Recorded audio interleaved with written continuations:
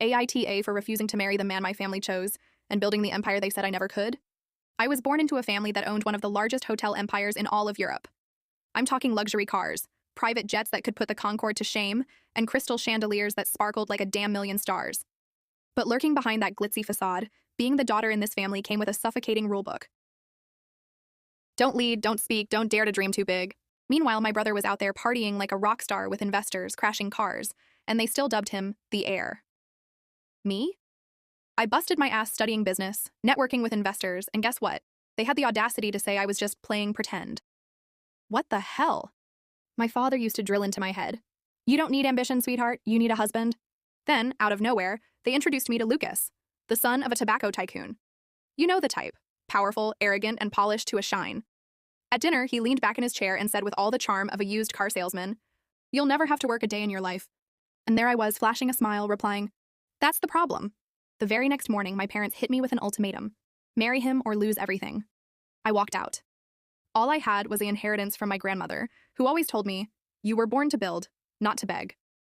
I stumbled upon an abandoned villa by the sea, broken windows, an overgrown garden that looked like something out of a horror movie. Everyone around me said it was worthless, but I saw potential. I claimed it as my own. For months, I poured my soul into that place.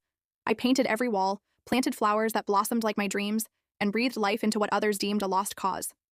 There were nights I fell asleep on the floor, tears streaming down my face, but for the very first time, I was living for myself. When I finally opened those doors, guess what? Crickets. No one came. Until one night, a travel blogger stumbled in, stayed over, and raved about the girl who built a hotel from nothing. Boom, the video went viral. Bookings skyrocketed, journalists came knocking, and headlines screamed, "Runaway heiress constructs her own empire." Months later, my father decided to pay a visit. He walked through the villa in stunned silence, taking it all in, and then said, "You've done what no one in this family has ever done. You earned our name."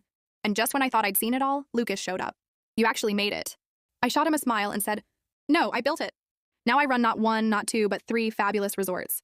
I employ women who were told they'd never amount to anything. And every single time I watch the sunset over that glorious sea, I remember they wanted a wife. But look at me now, I became a damn CEO. So tell me, Reddit, AITA for refusing to marry the man my family handpicked for me and proving them wrong.